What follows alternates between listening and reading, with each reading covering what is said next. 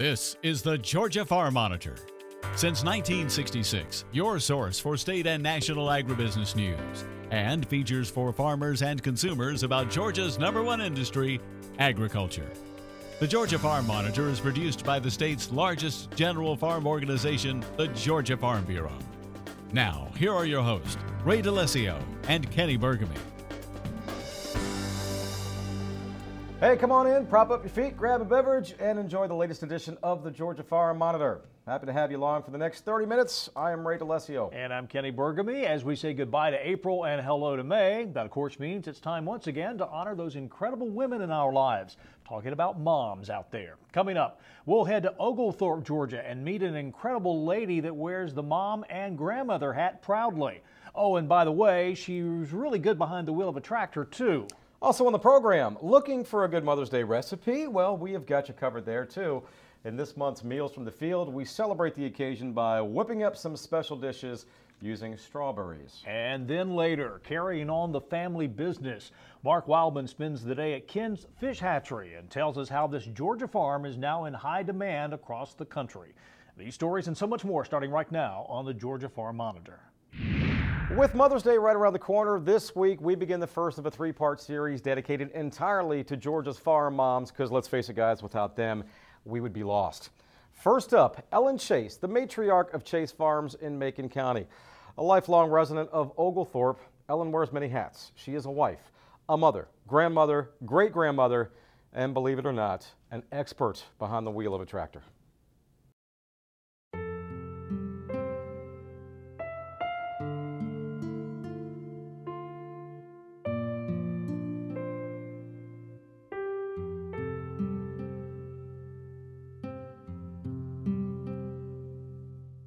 We were once a thriving little town with service stations and businesses, but as many small towns now, we're sort of dried up, and I don't think we have one service station in town anymore. Well, maybe one, but anyway, it's unfortunately the little towns are drying up. Our young people are not finding anything to stay in the area for, and they're of course leaving, and when our young people leave, they kind of take the life of the town away with them.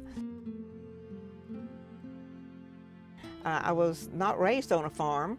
My dad worked for the railroad, and I just didn't know anything about farming. And I guess maybe I was learning those first few years, and then as our children got in the teens, I guess my husband realized that he needed someone to drive a tractor one day, and he said, you can do this. So I began to learn how to drive a tractor, and kind of my growing into be a farmer had just evolved over whatever needed to be done. I'd drive a tractor. I used to mow peanut vines. They thought they were too big to go through the inverter, so I would mow peanut vines. And then we decided that they bought a self-propelled one with the cab and all this. And so I said, well, who's going to drive it now? And they said, you are. It's yours. So from 2004 until this year, we just sold it, and it was known as Mother's Combine or Meemaw's Combine or something. So and so when we sold it, I told the dealer that he needs to tell whoever bought it that it was only driven by a little old lady.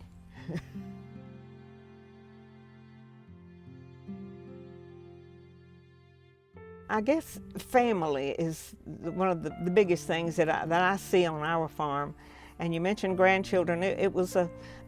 During that time when the grandchildren were little and ride up and down the driveway on their trikes and their bikes and whatever. That was a very enjoyable part of my life at that time, and just kind of progressed to riding the golf cart now. But it means a family way of life. We know that when our husbands are late for lunch or whatever, we know what they're doing and understand, that sometimes we don't like it, but we understand that the irrigation's broken down and it needs to be running. The feeder's gone out in the chicken house. They have to be fed, so there's things, and so just the family camaraderie.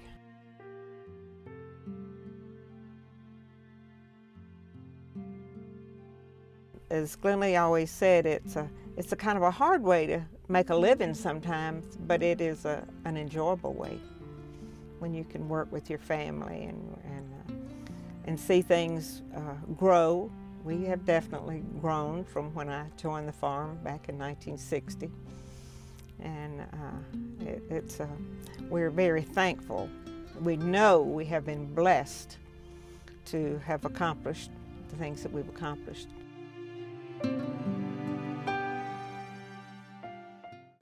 With the average age of farmers continually on the rise, things like the GFB Young Farmer Program are more important than ever as they help build leaders for the future. Damon Jones takes a look at this year's committee chair, Mitchell Pittman, and his unique operation in southwest Georgia. Things are in full swing at Pittman Family Farms in Toombs County, where hundreds of acres of cabbage are being harvested, processed, and shipped out. That means the GFB Young Farmer Committee Chair, Mitchell Pittman, is staying busy in a profession he was pretty much born into. I've always been around farming. I grew up following my granddaddy and daddy when they used to raise hogs and tobacco and peanuts, and now we're primarily a vegetable/row crop farm, still with a few show pigs and cows, and we grow around 600 acres of vegetables and around 800 acres of row crops a year. While most of the produce is shipped out to grocery stores and restaurants, some of the vegetables grown are sold right here in this market on the farm. It's an operation that started small and has really grown over the years. People were starting to stop by asking if they could buy our cabbage or squash, whatever we were harvesting at the time, and we said, okay, so we put in a little store just putting in what we were growing, and well, it just continued to grow from there. People wanting more and more stuff, so we expanded into sweet corn, peas, tomatoes, okra, just really what's ever in season is what we would try to grow and have in there. It's got all different kinds of glass bottle drinks, jams, jellies, retro candy, just all kind of different stuff that you probably haven't seen in 20 or 30 years. There's a lot of different stuff in that store. Despite the busy schedule, Pittman has been very involved with the Georgia Farm Bureau and has even served as the Young Farmer Chair for the past year. It's an experience that has allowed him to see the other side of agriculture away from the farm. I've enjoyed getting involved with Farm Bureau. I really started in 2013 going to the Young Farmer Conference, and that kind of opened my eyes to more of a behind the scenes of what Farm Bureau does for farmers as far as lobbying in Atlanta and in Washington. And this past year I went with the young farmers to Washington, and that was just a great experience being able to voice my opinion on what I thought from our labor and water issues that we're having here, and letting our representatives understand the problems that we're facing, so maybe they'll be able to help us get that fixed and be more profitable and affordable in the future. And it's not just the experiences he values, but also the relationships this program helps build.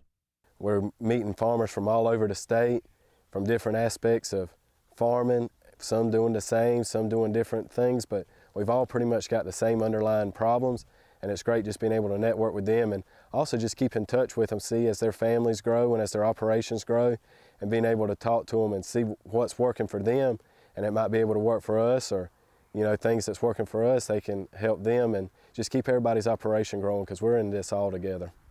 And that's the attitude Pittman loves most about farming, as it allows him to see all of his hard work come to fruition while also spending time with his family.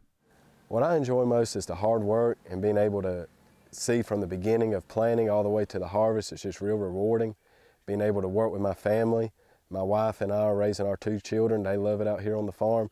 And it's just a great atmosphere to raise a family in, and a great way to make a living.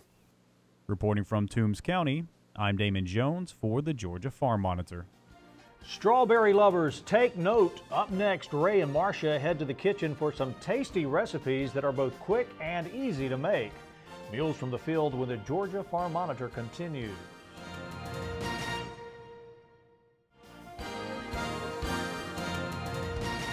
I'm Brad Chandler, Director of Live Operations with FPL Food in Augusta, Georgia. We are the largest privately owned, fully integrated processing facility in the Southeast. We process approximately 5,500 cows, bulls, and fed cattle each week.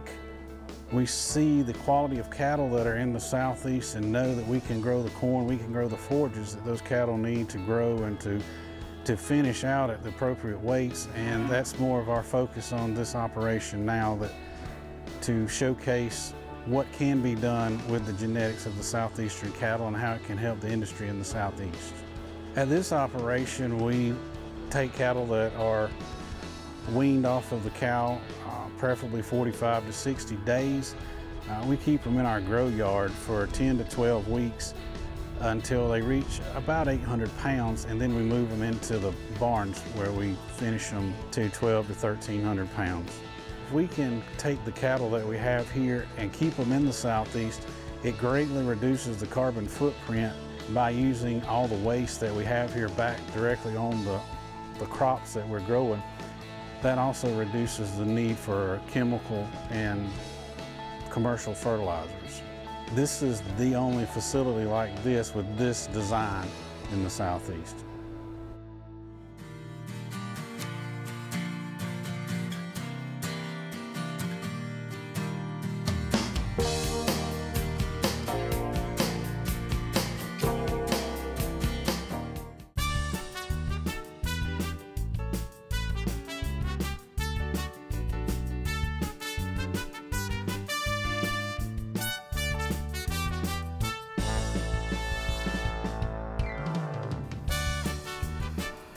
Ah, yes, a look back through the years. Happy anniversary to Marcia and I.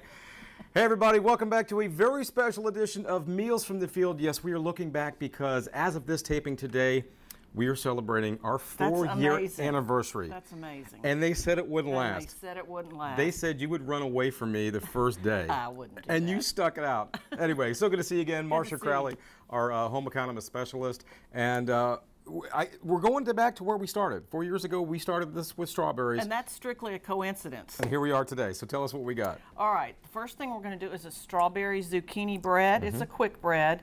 So in this bowl right here, I've got oil, eggs, vanilla, and a cup of sugar.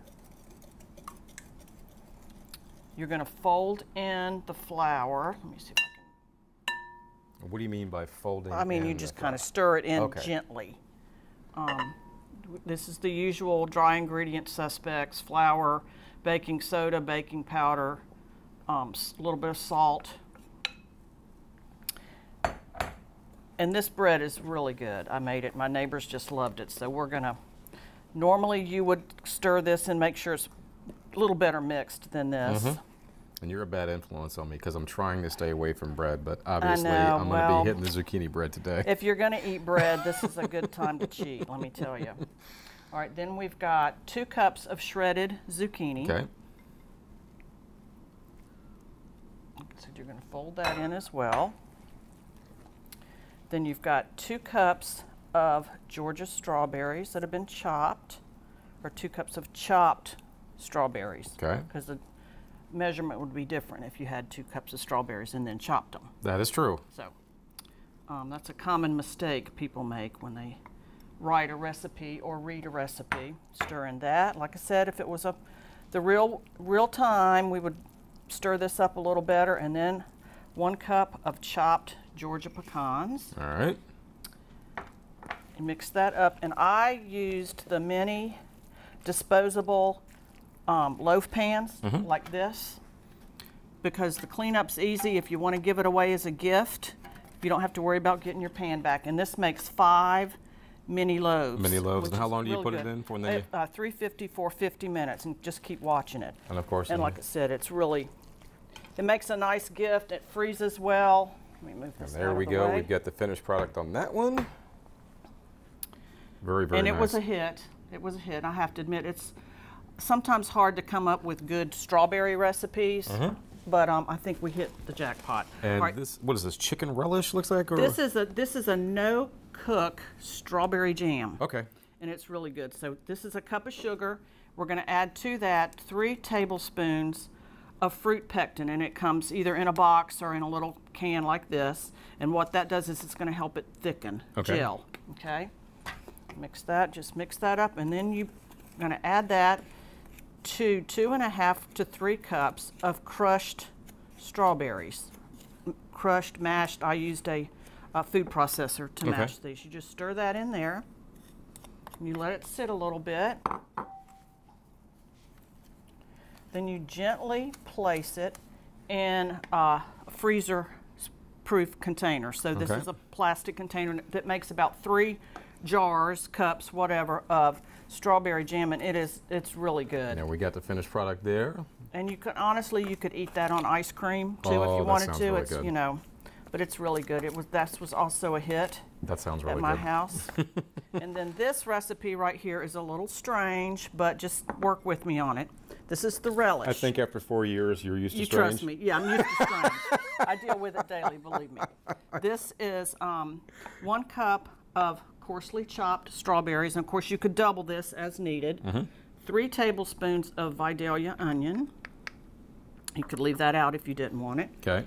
2 tablespoons of fresh lime juice and lime zest. That makes a big difference. 2 tablespoons of honey. And this relish is really good on chicken, fish. I know there's a lot of fishermen and women out there. It's really good on fresh caught fish. And this is the weird ingredient. The 2 cracked tablespoons black pepper. cracked black pepper. You know how I knew that? Why? Because I cheated. You cheated. That's right. I'm glad. That's your recipe. And that's it. And like I said, it's excellent on chicken. It's really good on fish. Yeah, and then we got a little bit here. It looks like got some seasoned chicken there. Yep, chicken tenders. Chicken tenders, and then you just dip the chicken in there. That is nice. No, I'm telling you, these are really good. I was pleased with the outcome of all of these. Well, I got to tell you, Marcia, the last 4 years have been absolutely amazing with you. They've been fun. As always, and all those recipe folks, they are up on GFB/recipes. You can check them all out. And we want to give you a little bit of a preview for next month in honor of Mother's Day. We're going to be doing a recipe that we have never done on this show before. Peach cobbler. I can't understand why we've never done that. I don't know why we've done that, but that's something we definitely want you to tune in for next month. In the contest. And the contest. We've got a contest going on, people submitting stuff online, so we are looking forward to that. Here is to 4 more years of kitchen matrimony between you and I. I totally agree with that. So, Marcia, as always, it has been a pleasure. Folks, thank you so much for watching. Kenny, we will send it back to you.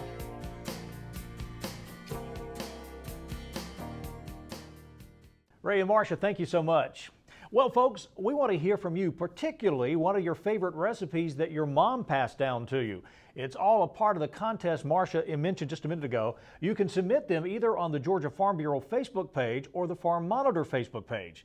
And yours could be selected as the next dish on the Farm Monitor's Meals from the Field segment in May. Well, their fish are in high demand across the country. However, one breed in particular continues to set world records. A trip to Ken's Fish Hatchery when Georgia Farm Monitor continues.